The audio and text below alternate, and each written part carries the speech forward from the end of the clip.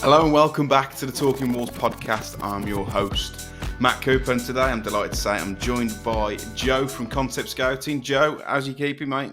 I'm good, mate. I'm good. How are you? Yeah, I'm all right. I'm all right. I mean, don't really want to talk about the football. As I said to you before we went live, don't really fancy doing this podcast. It's just where I think everyone's at the minute. Dave will be joining us at some point. He said he's taking a big delivery. I think it's his dad's and Summer's monthly subscription box. But we'll wait to see what goodies he's got this month. But what have you been up to, Joe? Anything better than watching Wolves play? I'm sure there could be a plethora of things. No, mate. I unfortunately on Saturday I was not only was I getting the scores as they came through, but I was also a soft play at the same time. So it compounded things somewhat. Was that with Dave? Yeah. Me and Dave went together.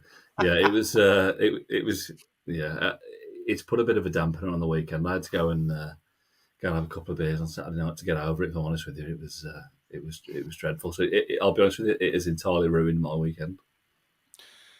Yeah, I mean, I don't think it ruined my weekend because I could just see exactly what's coming, to be honest. And you know, I'd love to be proven wrong, and I've said it quite frequently over the last few months. But I know I'm only 28, and compared to some of our listeners who are probably going to be older, but I feel like I've seen enough football in my lifetime to know exactly where this is going, and it's going to end up with Gary ONeil losing his job in the next 2 or 3 weeks. That's how I see it. I just knew exactly what was going to happen, and I mean we can start talking about the game if you want, Joe. We'll get straight into it. But Brentford's record, what they scored in the first minute within the last 3 or 4 games, something silly like that. Yeah. So you would expect players to be. I mean, if fans are aware of it, then surely players are. You would expect the message to be nothing silly. Keep yourself switched on. You know they're dangerous in the first few minutes. Just see the game out, manage it. Because the fans' expectations are we're going to score in the first couple of minutes. Yeah. And to be fair, to credit to Wolves, they did last a minute. But then 40-odd seconds later, Joe, the ball's in the back of the net. Yeah, it's one of them, isn't it? I don't know if it's me being harsh, but I see that as being absolutely inexcusable. I think for Brentford's run in the first couple of games doing that, then you can kind of put it down to a fluke. But I think Thomas Frank's come out and said quite openly it's something that they look at, and you can tell by the way they do it, it's something that they look at. And then obviously the third game they did it. There's no excuse for even letting a cross in the box in the first couple of minutes, let alone like letting Land of the Giants in the 6-yard box to nod in. It's just, if you could sum up in one action our season so far by way of kind of lack of organisation and lack of people knowing what they're supposed to be doing, that's it for me. That was just absolutely dreadful. So poor. I can't express how bad that is. I was sat watching that in the first half, and we'll talk about the individual moments of brilliance. I say that satirically in a bit, but I sat and watched that, particularly the first half, and I know we scored 2 goals in utter disbelief at that I was watching a Premier League football team. And I mean, you look at the first minute and a half, the way that I don't think the ball touches the floor once, but that's Brentford, and they make it work. I just could not believe the way that we were playing, the way that we were set up. It's almost like, you play like Sunday League and it's your last game of the season. Everyone's turned up still out from the night before, and you all say, "Fuck it, just play where you want." Like if you get the ball, so let's just all go up. It was like that. It looked to me that from what I saw, Joe, Gary ONeil's thought, this could be my last game. Let's just give a fist of it. Or just throw bodies forward. That's how I saw it, because defensively it's shambles. It's like, I think you can understand how kind of dangerous we look going forward. But I think a large part of that is Brentford knew that they could get at us, and it was going to obviously leave gaps at the back for them. And obviously, I think we probably all sat there when we saw the team lineups went through and thought, "Oh, Forbes is starting. That's a positive," which obviously it is. I mean, we want to see him play, and he's at no fault for anything really on Saturday. But it does point towards what you say, doesn't it? That let's get as many as many attacking options on the pitch while still trying to maintain as many deep lying central midfielders as we can. And then, you know, the setup, people are talking about fours and fives at the back and wing backs and full backs and all this crap. But it comes down to attitude, doesn't it, at the end of the day? And it comes down to wanting to close your man down, wanting to win the ball, wanting to win the 50-50s, wanting to mark a man or a zone on a corner. The set pieces, I don't want to dig out individuals, but this set piece guy is coming from Man City. I genuinely wonder what the fuck he's been doing, because defensively and offensively, we were all right from set pieces last year. I remember, Totti was popping up with goals, Max Kilman, Dawson here and there. And the Liverpool game, at one point we were looking good from set pieces, and then we've got worse offensively somehow. I don't know if that's because Cunha's taking corners, but then defensively, we're just all over the shop. It's so bad. I think sometimes you can excuse like a good delivery or a well worked corner, but it seems to be, or like on the odd occasion, but it's every single delivery, and the delivery isn't anything special. I mean, the Pinnock one, mate, he daisy cutted that across the box. Like Sam Johnson just watched it go over. Everyone else has just watched it go over, and Pinnock's there to head. I know that's a goal in the first half, but it's not even schoolboy. It is. I watched that game, Joe, and I'm a bit kind of afraid to say I laughed my bollocks off at how bad it was. I could not, but that's at the point of my now. I could not believe that is a standard of football we're now having to witness. It is a shambles. I watched the full 90 back. Just I don't know why, because I was expecting to. Punishment. I was expecting to want to see, because obviously I wasn't watching the game. It's very, as you know, it's very rare that I'm not sitting there placid to the TV or in the ground watching it. But wanting to watch it back and get a feel for how the game went, and it was just, I'll defend particularly the players like to the hilt, and I'm absolutely on board that Gary ONeil isn't the man. I think it's just a matter of time now. But at the same time, I think the players have got to look at themselves as well, because they've had such high praise from us, all the fans, the last 18 months, 2 years. And it's always been the manager's fault predominantly. There's people on the back of Large. There was definitely people on the back of Lopetegui, even though Lopetegui was delivering results for us at home, particularly left, right, and centre. But then Gary ONeil had a free hit last season, and I don't really like talking cross seasons because there's a load of variables that can affect what happened last season versus what happens this year. But there is a pattern there. I think it was 15 points out of the last 22 games. It's not even relegation form. It's like Derby County 2009 form. Like it's really, really bad, and it can never be from one source. It can never be just the manager. It can never be just the players. There's a combination of things there where I think the players are going out there and thinking, well, we're probably going to get beat today anyway. That's how they look set up to me. In terms of results, Mick, 1 win in 18. Surely it can't carry on like this. Oh, it can. I watched that on Saturday and I thought these players are begging to be put out of the misery. That's what I thought. They're begging for a change. And I put a tweet, I don't think it's all on Gary ONeil. I really don't. I don't think he's helped things. I feel that when the chips are down, I feel like he loses it a little bit. And this is a prime example of that. But I just think that they're just waiting for the club to pull the trigger to get a new manager in and hopefully lift them. But I just can't. I personally can't believe he's still in the job. From the way things have gone. Yes, we've been in games this season. I know you don't like to look at across the last season as well, but the writing was on the wall then for me, personally. And I'm not one of these fans who thinks we should be pushing for Europe because the squad isn't good enough to do it. But we should not be a point after the games that we played. I don't care what anybody says. And then you obviously look at last season. I think they were right to give him this season to have a go at, but I've seen enough now. I think everyone else has as well. It's only going one way for me. Yeah, I think the nature of the appointment was one of kind of desperation, and it worked last season to a degree because it's like with any new manager bounce, you get the players playing for him because they want to be in the team.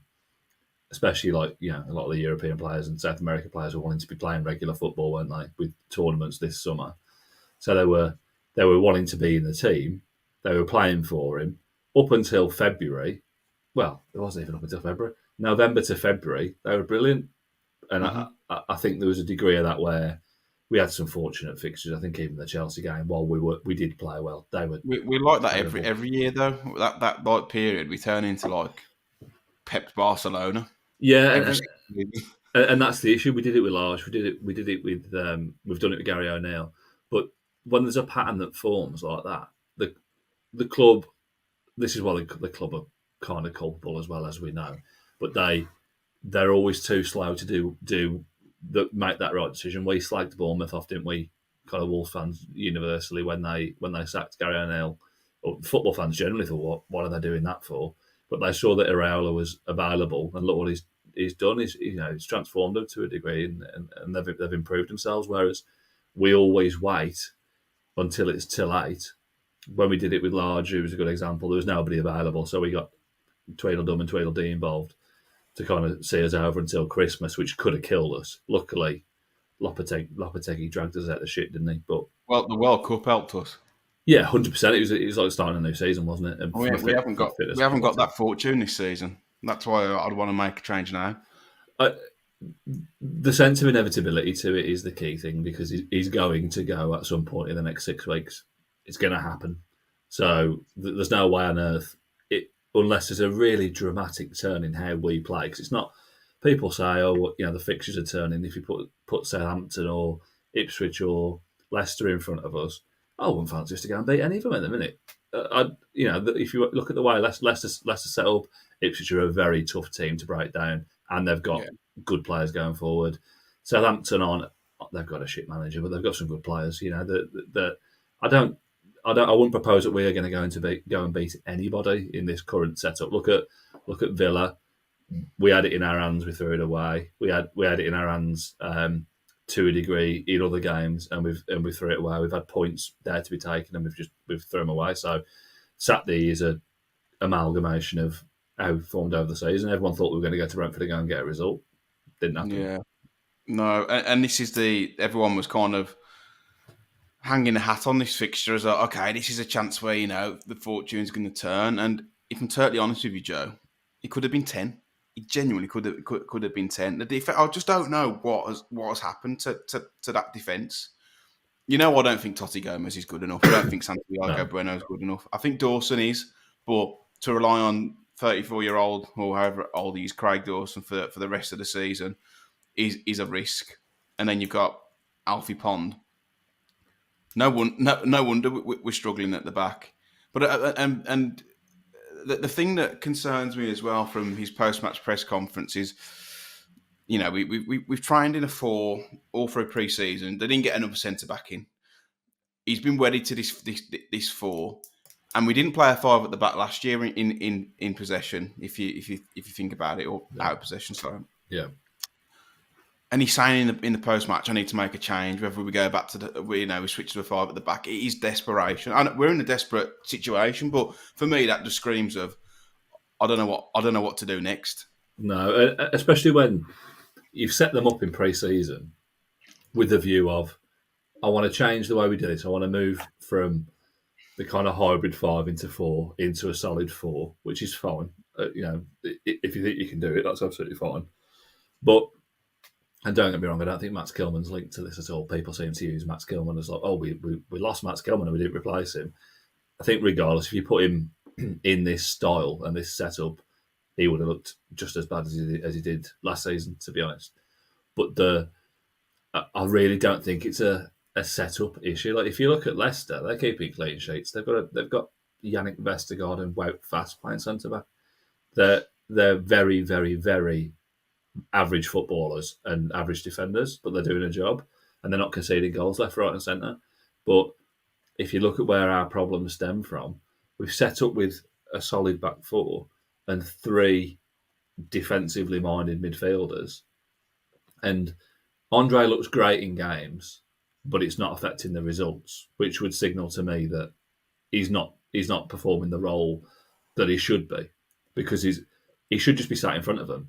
But the three of them are playing like, I don't know if you've noticed it, they're playing in like a fluid three, where they're not really, none of them are really doing anything in particular. Like Lamina will get forward and then he'll sit back, and Gomes will go forward, which is Just a fine. car crash. But it just screams lack of organisation. So that was a perfect game on Saturday. I'm not saying you've got to drop one of them, haven't you? And you're not going to drop Andre at the moment. So it's one of Gomes or Lamina. If you want to put someone who's more progressive in there, put Bellegarde in there. You've had to drop him from the team. If you want to get someone who's going to get up the pitch, someone who's actually operated in that position all the way through his career. Instead, he's got Mario Lamina, who's always been a defensive midfielder and a pretty good one, a pretty effective one, and he has got forward with good effect to us, at stages. But he's not. He shouldn't be performing that role. It's just square pegs in round holes again. The three in midfield infuriates me. I know it can be coached and players can develop, but Joe Gomez has said himself, I struggle playing further up the pitch, especially when we're back to goal, and I struggle in a three. So why are we doing it? Yeah. Well, I watched him quite a bit, especially when he was mooted to be coming here. And he was operating box to box, but never really with his back to goal. He was always get forward on the end of things type player, which if you look at the Lamina goal against Newcastle, he was doing that kind of thing, getting involved in attacks and then getting back his box to box. But what we're doing is we're not using any of them to their strengths. We're just using them all in like some kind of higgle-piggle, useless version of themselves. And, Andre, I've said this last week, his skill set that he brings is the first name on the team sheet, which also should negate playing a back five, because you've got someone who can sit in front of the four. But then if you're going to concede from every single set piece you take, and Andre's 4'7", then that's a problem, isn't it? There's just problems all over the pitch. And I don't know where that's come from, because last season, even when we were getting beat, we looked fairly organised still. We weren't shipping six, were we? Or fours or fives. No, I'd probably go for double pivot, if I'm honest. Same, And I don't know what message it sends to Tommy Doyle with ONeil come out in the week and said Tommy Doyle's got a battle on his hands to stake a claim. How? How has he got a battle on his hands? Watching that? Well, ONeil's crowbarred himself into playing all three of them every week. I know he said he wants to get his best players in the team, which I understand, but not to the detriment of each other. There's plenty of games in a season, Matt. There's no reason that, and this comes down to man management. And I don't know anything, but my assumption would be the likes of Joe Gomes and Mario Lamina, Aït-Nouri, and the likes in the last year, you pretty much know what the team sheet's going to be if everyone's fit, don't you? And he seemed unwilling to not drop people, but rotate the team. Because if he drops Mario Lamina, it looks bad, and he's the captain. If he drops Joe Gomez, it looks bad. It'll piss him off. If he drops, he's quite happy to do it to Bellegarde, because Bellegarde's obviously relatively, he's not a senior member of the team, is he? But those players, he's got to be willing to rotate them out every now and again. And that game on Saturday, that's got Tommy Doyle's name all over it, that game, in the middle of midfield. But also, instead of looking at the optics, let's just look at it for what it is, not what it looks like. You've had a poor game. Yes, you're my captain. You've dropped a few stinkers this season. Take some time out of the team. I'm not. It's not dropping you. I'm rotating you. That's what it should be. And if Lamina can't see from that's warranted from his performances, then that's for Lamina to worry about. Well, it's almost like it's more difficult for him to get Tommy Doyle in the team than it is to take one of those three out. And when most of our team are blowing out their own arse after an hour, which is the case pretty much every week, then it's easy to chuck somebody in on the hour, isn't it? If you're having to take Lamina off on the hour or 70 minutes, which happens fairly regularly, definitely last season, every single week he was coming off early, then sometimes you've got to be prepared just not to start. And I think even with wanting to be a bit more flexible and bringing Guedes in or something like that, he just seems very, very unwilling to do it. You know what our starting 11 is going to be pretty much every week. And that midfield three particularly just doesn't work, does it? I think anyone who's watched us this season can tell you that. It's just congested in there. Everyone's trying to do the same thing and ends up actually doing nothing. Yeah, it was so poor. There was so many individual lapses of concentration and errors. I mean, most of the goals led from errors. I mean, the Lamina clearance just before half time as well. Like, what are you doing? At I don't 3-2, want this to yeah. be a Lamina bashing because it's been great for us the last year. But what are you doing? What on earth is going? What on earth is going through the players' minds to make these decisions? I get they're under pressure. We've not won in how many, but you're not exactly helping yourselves, are you? No, and a lot of people have been digging Mario Lamina out the last week or so for like being emotional, which I said to Dave last week. I've got no real issue with that. It is what it is. If that's the way it is, that's the way it is. But then when it starts kind of painting itself on the pitch in terms of the decisions that and I know you say we don't want to dig Lamina out, but I think there's got to be a degree of stick there because he's doing things on the pitch that he didn't do last season. You know, it's obviously getting to him, which someone like Tommy Doyle's a good example. He just plays the game that's in front of him. Give me the ball, let me get it out, do it again. He's not trying to do anything daft or anything or anything like that. And Lamina's clearance is just it's unforgivable, really, at that stage of the game when we've had to get back into the game twice, and we need to mention how effective Strand Larson and Cunha were, which are probably the bright lights of what we've got to come this season. Anything good that we do will be offensively. And I thought Forbes was good. And I think going forward it looks positive, but it's absolutely useless if you can't control games and little individual decisions like that. We're never fully on the wrong side of games, are we? Apart from that second half against Chelsea, we're always in games. We're always, the Liverpool games, for example, the Villa game until the last 10 minutes. We're always in those games. It's just like fine margins almost to a degree. But little decisions like that, it's just, you can't defend that, can you? I just think some of them need some time out of the team personally, because they're obviously under a lot of pressure at the minute, and they're not dealing with it well. But as ONeil said, it's a really emotional squad, and that can be a positive. But in times like this, it's a negative. The decision making isn't rational. It's easy to say, sat in the box room at home, talking about how I would play the game under pressure. Joe, what you probably don't think rationally at work when you're under the cosh. No. But that's the price on the ticket, I'm afraid. You get paid very handsomely. I'm on about you still. You get paid very, very, very handsomely. And No, I hope all the viewers have seen your kitchen, because if they have, then they'll know you're the one on the big money, mate. It's a lovely kitchen. It's a lovely kitchen. Talking of being paid handsomely, I'd like to welcome Dave as a party into the chat. All right, son? Yeah, I'm good, mate. Sorry for the delay, boys, but we're finished now. What was the delivery? It was work related, but it's sod's law that yeah. it rocks up at 1 o'clock. And the bloke's like, I can't come down your road. There's a tree hanging down. So mate, just rip it off. Come on. We've got Lamina to talk about here. So yeah. Well, we were just actually talking about the performance, not the comments yet, Dave. We've touched upon players under pressure and they're playing like it, the individual mistakes, the inability to just try and manage a game and defend set pieces and just defend in transition. Is there anything from I know you were in London, not for the game, which is a wise choice.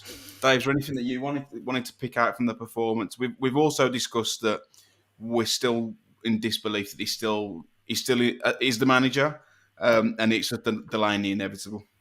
Yeah, I'm very surprised. I think after I thought that was the Brentford game really was the one that would be earmarked. That was the game that we needed to get something out of, and that was the banker. Yeah, even if we lost, which obviously we did, but you do it in a fairly spirited manner, then okay, fair enough, he can hold on to his job for a little bit more. But I think with the manner of the defeat and the way that we lost the game, I'm shocked. Conceded another 5 goals. The way that we get ourselves back into the game and then just throw it straight back to Brentford again.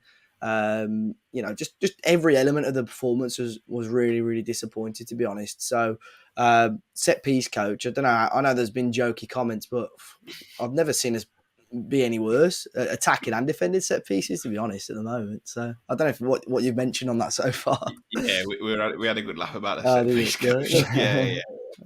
And I mean, it can't just be all down to him. No, of course. I'm sure Gary ONeil and the set piece coach aren't setting us up the way we are, but he can't sack 25 players. Unfortunately, the book has to. Honestly, he's laughable watching us. It is genuinely. I saw a comment. This is like this. I couldn't believe I saw this. When we asked for the questions of the pod, someone had said, "I understand Gary ONeil and Scott Sellers are good friends. Do you think this is revenge for how we treated Scott Sellers?" It's like, yeah, I'm sure Gary ONeil is, setting us up to lose every game because he's good mates with Scott Sellers. Like a kamikaze mission. Yeah.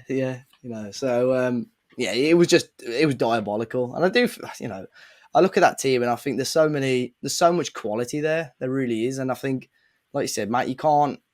Yes, of course, there has got to be an element of blame on the players, but ultimately, it comes down to one man to get the best out of those players, and at the moment, Gary ONeil isn't doing that.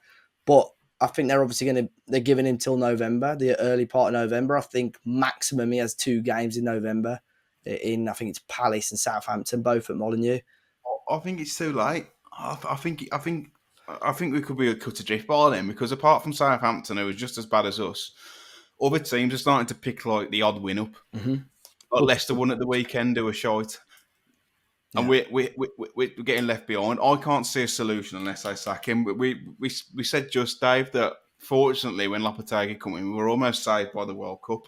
Yeah. Being in the middle of the season, he gave us a bit more rope to work with. But I just can't see it changing unless they sack the manager. Now, the comments after the game from Lamina about people being stupid if you think it's ONeils or liars, those comments are taken way out of context. What he's saying is, from what I understand, Dave, is that if the players are saying that they're liars, it's nothing to do with the fans. I just think it's been misquoted, but he's getting a lot of stick for that.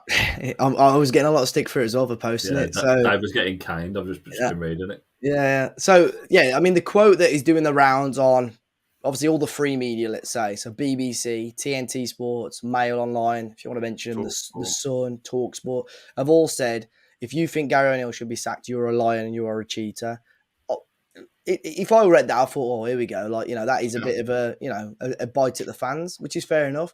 But then the local guys, Liam Keane, Steve Maley, have said, if we think he should be sacked, we are liars and cheaters, which obviously sounds more like the team. But ultimately, and this isn't a dig at Liam or Steve Maley, that is paid media. I don't subscribe to either of those, so I can't see those quotes. But every other circle of the social media and news outlets posted what Talking Wolves are posted. So, and then there's members of Wolves staff retweeting people saying we're wrong. Why don't you just DM me and say, mate, you've got this wrong, can you delete it? And that would solve every single. Is there an argument there, Dave, as well, though? Can't I just message you and say it's a misquote? Yeah. Like they would anyway. Exactly. Like they would. Why is it any different? Yeah, exactly. Like they have before. But the something that's worth noting, I think, and I think it was Lamina's press conference after the Villa game, possibly. He's very emotional, obviously, at the best of times. But obviously he's not particularly experienced as a captain doing media interviews. That's fairly evident. Mm-hmm. But if he's going to speak in that way, that kind of emotive way, whilst it's not right to misquote him, he's going to open himself up for that kind of stuff, because all the guys that you mentioned, the kind of the Suns and the Mail Onlines of the world, of course they're going to run with it, and that shows a bit of a kind of lack of understanding of the system, which comes back to leadership, doesn't it? It comes down to management, and if they're going to put him in this position in the club, then they need to make sure he's armed to go and deal with it. Whereas the worst thing you can do is stick Mario Lamina in front of the written press after a game, because that'll just rip him apart. The press, the press will love it, because I think even Steve made a point, and he was saying it was really good to talk to us after such a bad defeat. It's like, exactly, the press are going to love that, because if they know he's going to slip up here or say something, as fans, obviously we don't want to see that happen. But ultimately, I was just posting out what had been posted out last night, and unfortunately, I just didn't see the ones from Steve or Liam Keane. Everyone else, I read 3 or 4 different versions, and it was all the same as what I saw originally. But either way, obviously, it shows that they understand the situation. I think they've understood the situation for the last few weeks with posts they've been putting out on social media as well, and it needs to be sorted out sooner rather than later. City, I think, is a foregone conclusion. I think we all know that. Brighton, before yesterday's game, maybe I still think we can go toe to toe with Brighton and give them a pretty good game, to be honest. But your risk there going into November still absolutely nothing. Fucking more optimistic than I am. I remember, Dave, when I spoke to you 3 weeks ago, 2 weeks ago, and I said, what would get him the sack? I said, like, 3 losses, and you said no. And I said, how about, like, you said the only way that he would lose his job was if he got spanked away at Brentford. Well, that's what I've always not sided with him as such, but I think even like Saturday, I caught the majority of the game. I'm not going to say I saw every single pass because I was at a family meal and I had the phone leant up against the pint glass just watching it whilst I went to entertain. Yeah, pint of water. Yeah, go on. Neck oil actually, it was all right. It's just a bit of neck oil. Don't want a bit of neck oil. Neck oil. Yeah, go on. I don't know what I was going to say now. But yeah, big fan of Beavertown. Regular not the town. Yeah. I don't know what I was going to say now. No, but yeah, in terms of even now I turned, I said, nah, this has got to be the end. Like, and when the fans are turned as well, and I put a couple of tweets out. A couple of people saying, "Flipping heck! If you think he's gonna, if you think he needs to go, then we're fucked." And you know what the barometer is? Dazzling Day thinks he's got to go. I watched his post match. He was like, "He's got to go, make the call tonight. Get him caught." I was like, "God, Dazzle's more positive than me." So if Dazzle, he said I'm a self-professed happy clapper, and even I've seen enough. Everyone's seen enough. Yeah. The one thing you can't leverage at Wolves fans is they haven't backed him, they haven't supported him. They've supported him right up until the Brentford game. And the substitution for Hwang and Andre, I personally don't think there's anything wrong with that. No. And I also want to address the comment on the podcast last week that you both thought that Hwang is only playing for commercial reasons. See, Dave, he's texted me about this. This must have really bothered him. If you think that Hwang has to play a certain amount of minutes for commercial reasons, it's time to shut the podcast. Because if that is the case, and it can be proven, I will eat my hat. You're not going to like this, but I stand by it. There's no player, whether written or otherwise, whether it's written or otherwise, whether it's some kind of agreement or whether it's some kind of instruction from the club. It's not contractual. No, but I don't think we said contractual, did we? I think we said that there was something. No, Gary ONeil is not bringing Hwang on for commercial reasons. Imagine you're in the final stage of talks with David Moyes or Kota or someone and says, "Look, the only thing you need to know is that Hwang Hee-chan has to play a minimum of 30 minutes a game when available." They'd be like, "All right, in a bit then." Yeah, I don't think it's anything like that, but I think something along the lines of to appease the club. There's going to be a general intent that we need to play him as often as we can. Yeah, 100%. No, but I agree with what you're saying. I agree with what you're saying about the Hwang Andre sub. There's nothing wrong with that tactically, to be honest. I probably wouldn't have brought Hwang on, but Andre was having a shocker as everyone else, and that was the moment where I think fans were just looking for something to go at him over. And the chance of you don't know what you're doing, for me, is, there's only one way it's going to go. It's like the scapegoating of Hwang again, isn't it? It's no matter, and I think Lamina referenced that, didn't he, in his comments? Yeah. That I think that's important to note because Hwang seems to be copying as if Doherty's on the pitch, he cops it. If Hwang's on the pitch, he cops it. So, and now the set piece coach is getting it as well. But he's just a scapegoat. If you what would have been 4-2 down at that point. Taking off a number 6 for a forward is exactly what you should be doing. If we take Andre off for Guedes, everyone's happy, which is ridiculous, really. Hwang got 12 Premier League goals last season. Yeah, it's right, but I mean the chance that what else would I sing in? We hate Fosun or get out of our club. Fosun out or something. Yeah, I don't know. They're not going to sell the club. You know what the mad thing is as well. Anyone that was at Brentford are people that go regularly as well. That's not like your happy clappers, part timers. Like Brentford, to get a ticket away, you've got to have gold season ticket or very, very high. I think it's only gold or silver season ticket, and your ballot holders will go. Or a Korean influencer. Yeah. What was it? For Hwang, for his contractually being obliged. Or Mr. Miami. Yeah. I know that's right. 10 tickets for the Korean YouTube scene. Oh yeah, it's been fairly well documented as well. Like the chance, I know that Nazar Kinsella, who's reporting on it for the Athletic, I think he's London, but he's reporting on Brentford. He was saying like how loud the chants were from the away end. It sounded really loud on the telly. I know that's always not a true reflection, but it's turned. I think it has fully turned. You've got the Lamina comments saying they'll be behind Gary ONeil. You know, you would expect him to say that. And you know exactly what's going to come in a couple of weeks when he does get the Kit Kat. It'll be the Athletic reporting Gary ONeil that had lost the dressing room. Players had were getting sick of his methods. He couldn't motivate the team. You know exactly how it is. And then a new manager will come in and say these players are actually unfit, which is something that we've all kind of quoted anyway. It is just delaying the inevitable. Dave, do you think they genuinely believe he can turn it around, or do you think they've either not been proactive in finding someone, or they are holding on a little bit longer because they're trying to find someone and they also don't want to pay him out? I think it's a bit of everything, to be fair. I think they've given him a 4-year deal, so ultimately they don't want to be, it's not rushing to make a decision as such, but, they've got to show some sort of backing for him. I think they have to do that. I think they would have had chats and meetings at the start of the season with like a roadmap of the season and probably earmarked up till November as a really, really tough period, which on paper it has been. But ultimately the results and the performances, aren't good enough. Defensively, we've been absolutely awful, arguably the worst that we've been since we've come back into the Premier League. I don't know. I think they'll have obviously a list of people that they obviously want to target. I think now would have been a good time, if ever, to get rid of him because, you've got 2 weeks to sort it out. Give yourself a bit of breathing space to bring someone in, and then they get a bit of breathing space to, get to know the players and, get something, instilled into them before the City game. But, part of me thinks fair play to the club for sticking with him. It's a big risk. I think this time next month, not this time next month, maybe this time in 6 weeks, we might have 9+ points on the board, and the club will be like thinking, yeah, look, we made the right decision. There we go. But I just don't.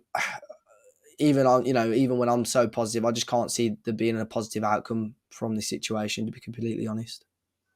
No, I can't either. Like I said, I think it's just delaying the inevitable.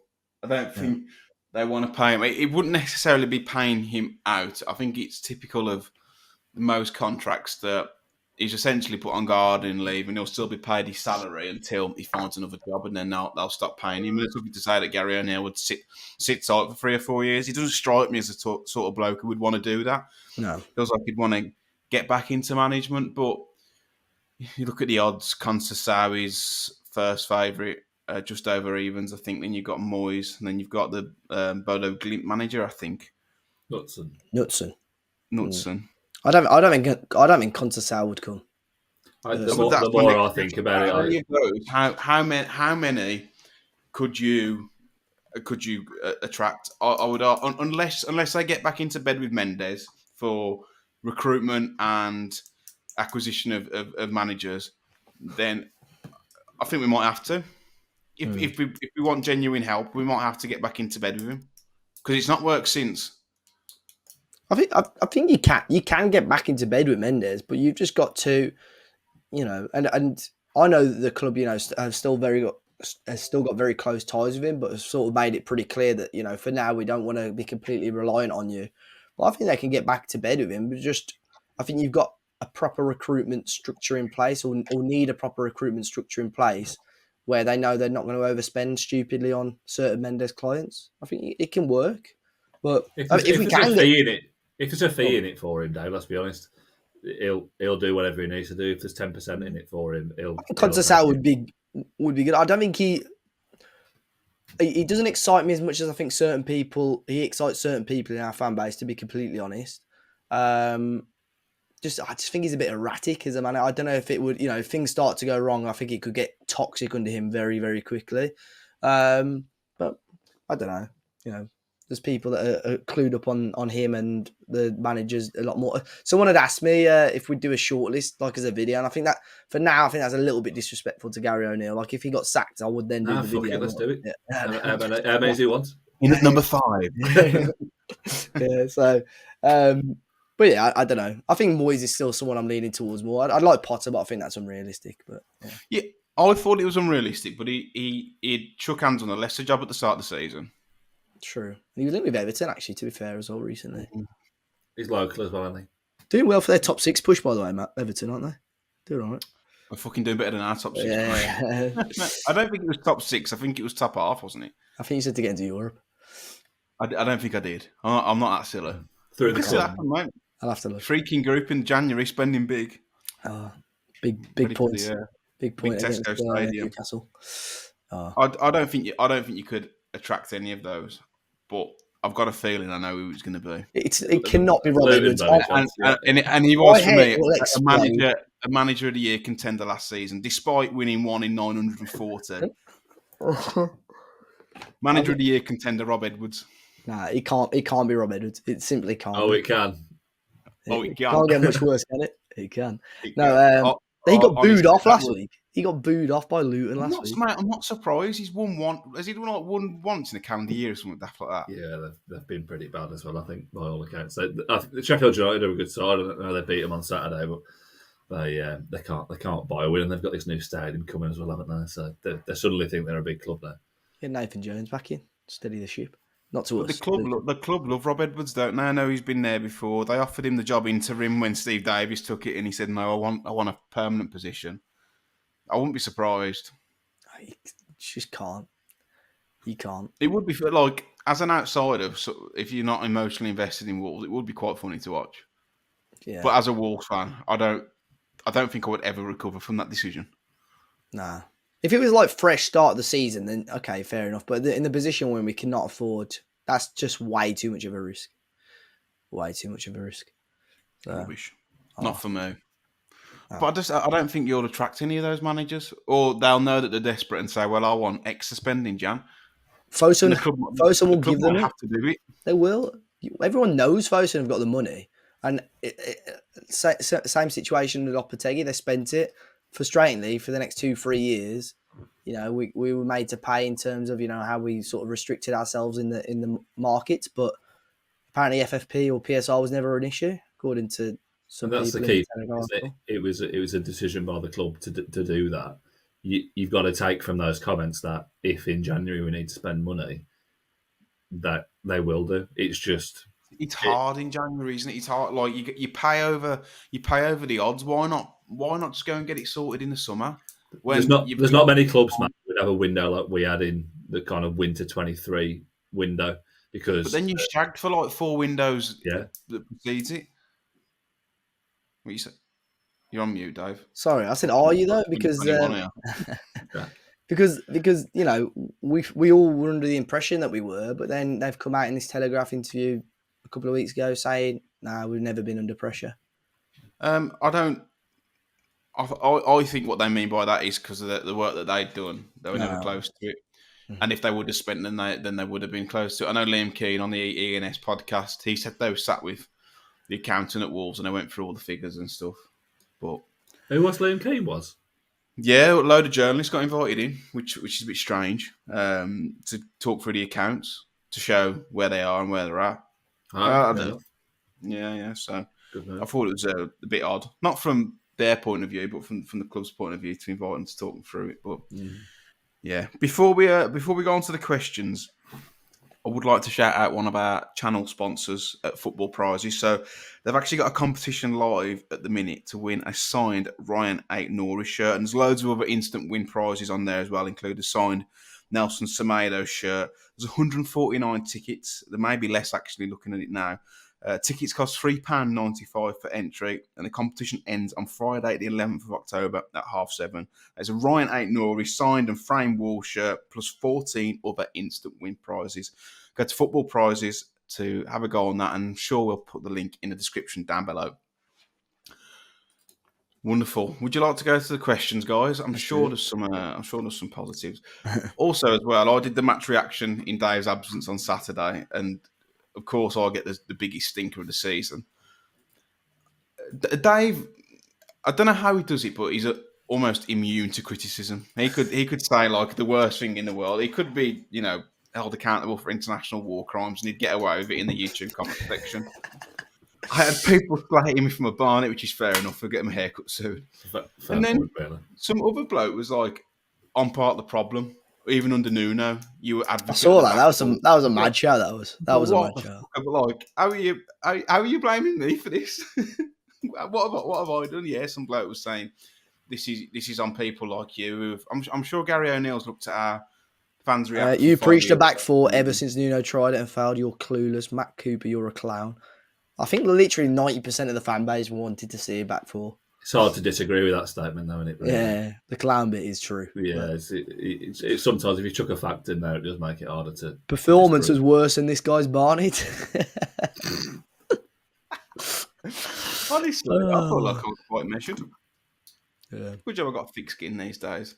Yeah, the clown comment. You know what makes me laugh when people sign off their opinion with fact, full stop, and that automatically makes it a fact. Like Rafa Benitez, these are facts.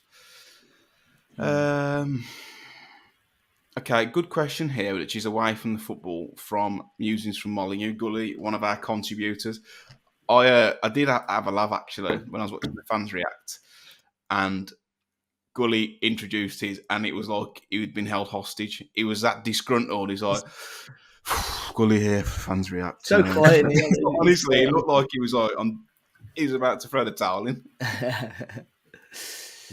I saw Bibbs as well, where you saw him in London. Was that was no, honest to God. So I was like walking back to, there was a pub by Euston. I was walking back towards Euston, and I was just checking who had sent them for when I got back. So I texted him and said, he's still doing a fans react? He goes, yeah, I'll record it now. I'm still in London. I was like, okay. 2 minutes later, I'm walking towards Euston, and there's this lad with a phone just recording in front of me. And it was Bib. I was like, what the odds on that? So I jumped in the back, but he looked at me as if I didn't know, like he didn't know who I was. And I thought, was my haircut that drastic, Bib, And then he just started laughing and walked off. And I was there like, I want to see this video, because if he made any comments about me at the end or anything, but nah. But then he was messaging me after as if he didn't see me. I was there like... You just played it cool. Yeah. And the customary... Anyway, guys, thanks for having me on channel. I know his comments were quite unsavoury, so I won't repeat those. Yeah. So, musings from Molyneux, Gully has said, my wife said it was cold outside the other day and the temperature was 10 degrees. What's the barometer for temp you could legitimately say it's cold? I think there's quite a few factors, like temperature that you're used to. Like, say, if you've been on holiday and you come back and it's like 12 degrees, it's cold. I think below 10 is cold. I think anything under like 6 degrees is like cold. I think talking external or internal? External. Okay. Yeah, internal 6 degrees is Baltic. Yeah, I think 10 will blow now. I think 10's a good barometer. 16, coming from the industry, the climate control industry, sort of. 16 and below is cold. 16 is where air conditioning and heating starts to come in. So I think it depends if you're on the more frugal side of life, as obviously Matt isn't. David already discussed that Matt's got quite a large kitchen that's obviously quite expensive. But if you've got like a more kind of... So it's balanced out. If you've got a more standard sized kitchen, like probably not. I've seen your house, Dave, so I've dread to think how big the fucking... Dave's got 4 kitchens. Yeah. I'd say 10 degrees is a good round number, isn't it? Yeah, I'm happy with that. Have you put the heating on yet, Joe?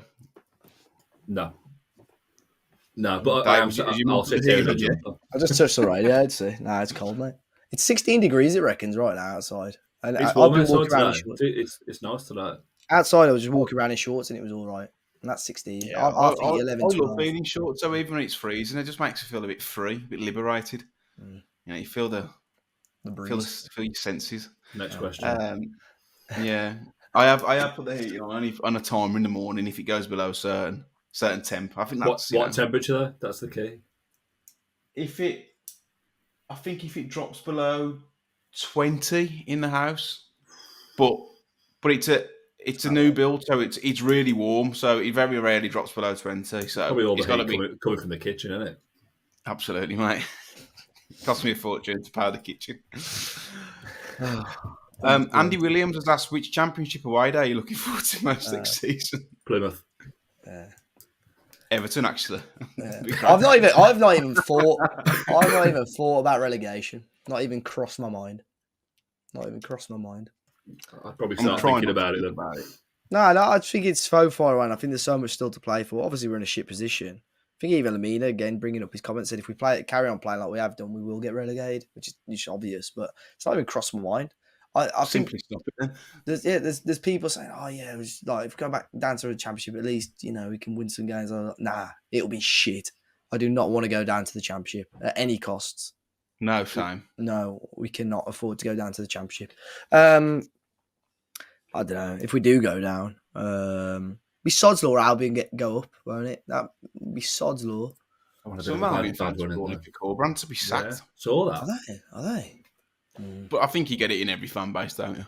Yeah, you get. Why just because they've dropped a couple of points recently, or they've not won in 3 after they didn't have a shot on target against Millwall. Style of play, they were saying the style of that they should be swashbuckling against Millwall at home, apparently. Fucking hell. That brings us on to the next question from Ethan. What would you stylistically want from a new manager? What would you say is the modern Wall style of play? Counter-attacking with strong dribblers. I think that for a team of our size and stature, we're always seen to be better in transition and on the counter. I mean, look under Nuno, we were perfect on that. And then when you try and come away from that, that's when you struggle. Like, we don't need tons of control in the game. I know managers want it, but I think we're better in transition. But I don't think we've got the players to do it. So depends. I think if you get a new manager in now, it don't really matter what his style of play is. You just got to make sure we stop conceding goals.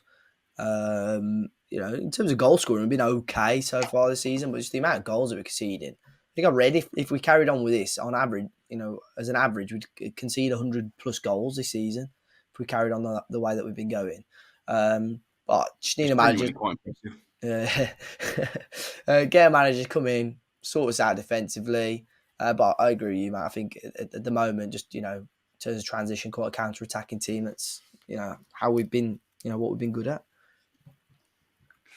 There's a question here around if ONeil was to go, would he get another Premier League job after this? No, not immediately after this. No, I think he'd have to go elsewhere, either abroad or to the Championship. I think to work his way back up. Would any other Premiership team? The only other one he would get is if like a newly promoted, like say for argument's sake, Southampton in February sacked Russell Martin or whatever his name is. You get. I think you get that job then. James Martin. Yeah. You'll say Russell Hobbs, but I thought that's not his name. Brother of Matt. The Mars Music Show has asked, do we need to cut Mario some slack crying on the pitch? Fans seem to forget his dad passed away less than a year ago, and for some reason many completely gloss over this. Footballers are human too, and nobody knows what may be happening off the pitch in his life. Of course, there's always that, but I suppose fans take it on face value, seeing what they're seeing and not considering what might be going on behind closed doors. There might be things going on for a lot of people, but yeah, that could be the case for Wang, but everyone still wants to put the boat into him. So yeah, exactly. Well, I think that's a good point, well made. Let me just see if we've got any other questions. So I need to jump in a few minutes. Did you know Russell Martin? While you find that, do you know Russell Martin's going out with Lucy Pinder? Yeah, is he? Mad, apparently so. Yeah. I did see a TikTok on that area. I'm not sure whether that's been verified. Yeah, to verify that. I'm sure I saw it's it. just come up. Lucy Pinder, Russell Martin is the first search. So I mean, Fairs. It's got to be true. Fairs. It's on goal.com, so it has to be true. Well, absolutely. Dave uses that as tier 1 source on the old talking wall. Quotes them directly. Apparently so. Yeah. HITC. Birmingham World. The number one Wolves super fan at super45474765663 has said, for a dressing room consists of a lot of Portuguese and Brazilian Portuguese people. Is Conceição the quicker fix to the situation, or does Moyes make sense with his old schoolness, Premier League experience, or is it Benitez? Please God, no. Oh, man. Who like Moyes, free agent? I've heard that shout loads, Benitez. I love the club. We need the VAR. Like I said, Conceição and Moyes, I'll probably take both. I'd take both. I don't know how fans turn their nose up at David Moyes. No. I think there's a lot of people, but I've had a few shouts at Benitez. I couldn't believe it. I couldn't believe what I was hearing. It's not awful, but it's just not what I'd want in charge. But I just don't think Conceição would join. Moyes is a bit more realistic, I think. Yeah. I personally think he would. I think someone like Kota, not necessarily him, but someone of that ilk, they can't really lose, can they? Look at Lopetegui. He came in, had 6 months, and he had pretty much free rein to do what he wants, and he didn't get it, so he left, and he got the West Ham job. So I think it's a good platform into the Premier League, which is obviously where the money is. Anything is possible. Bruno Lage sacked in his last 2 jobs is Benfica manager again, winning 4-0 in the Champions League. And absolutely fine. Yeah, fairs. Battered them. My gaffer. Sean Bratt has asked, 21st of May 2021, 13th spot. Fast forward 3 years, the club has rapidly declined. In a world in which Wolves don't sack Nuno and enter the new season with fans back in the ground, how do Wolves progress from that point onwards? And is Nuno still Wolves' manager 3 years later? It's really difficult, isn't it? Because it's a lot of what about true. I think the rot had already set in with Nuno. You could tell he didn't want to be there. He never cited being homesick, but a lot of people did. And then that homesick, he ended up in London 3 months later. So I don't think he would be. I would have given Nuno another year personally. With the fans, I think we would have improved a hell of a lot. But they tried to ride that Albion result. They probably should have tried to ride that out, and then because we weren't in any imminent danger then, were we? Really?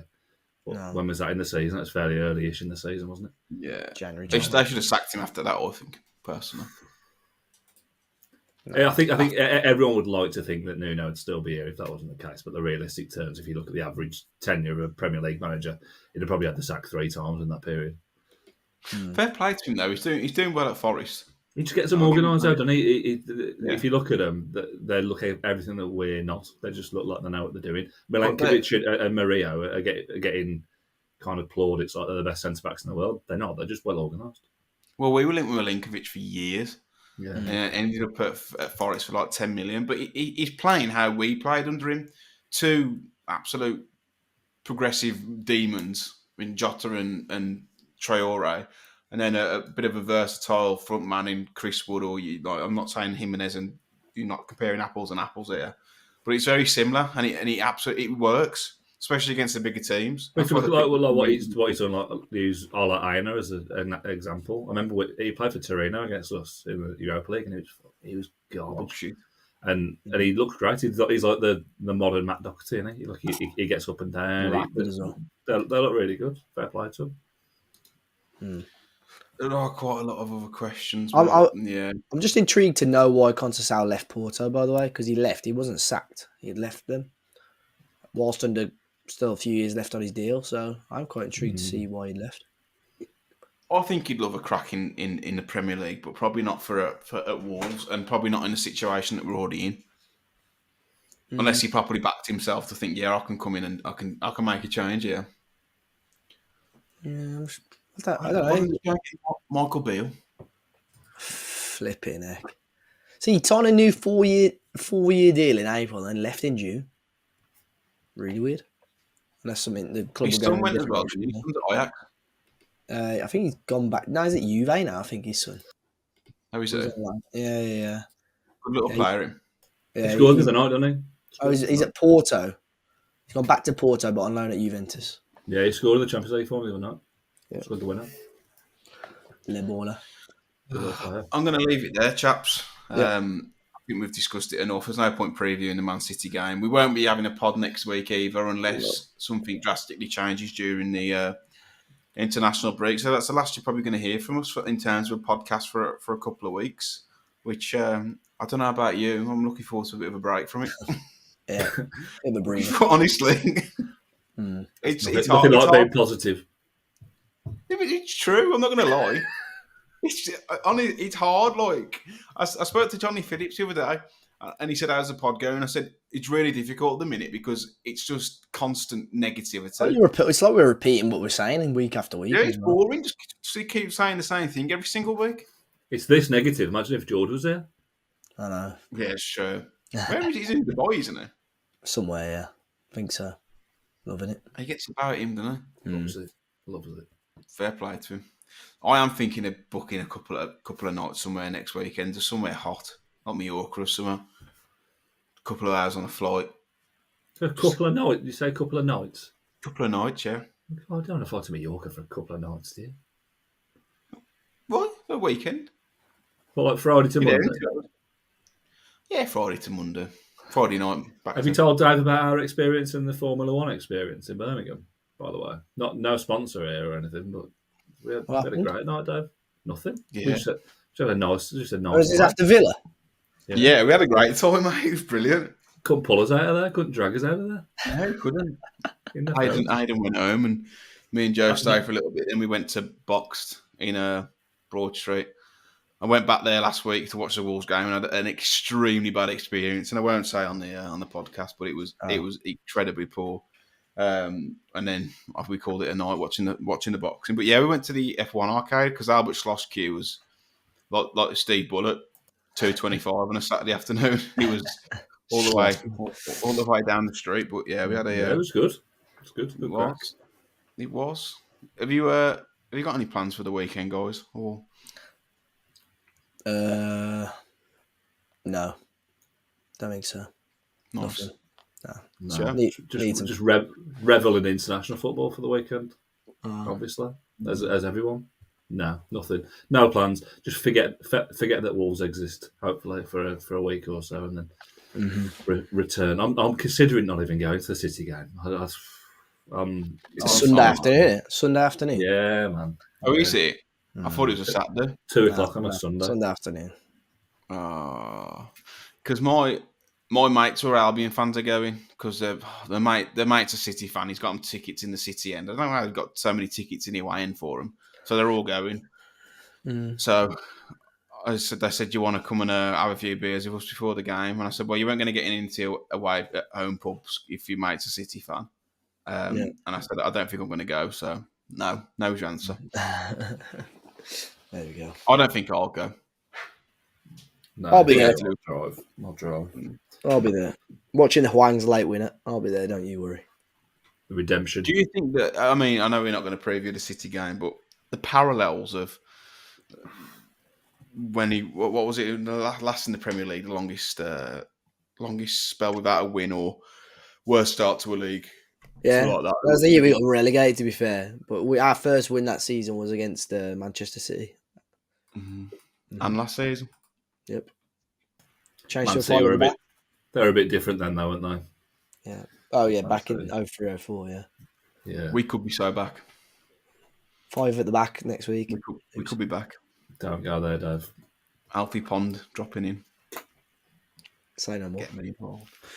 That's enough from me. If you have enjoyed the podcast, please leave us a like on YouTube and subscribe if you're new. If you listen on Apple or Spotify podcast, please leave us a 5-star review too. It'd be greatly appreciated. And until next time, enjoy a weekend off. I'm sure I'm going to. And yeah, take care. And as always, up the Wolves.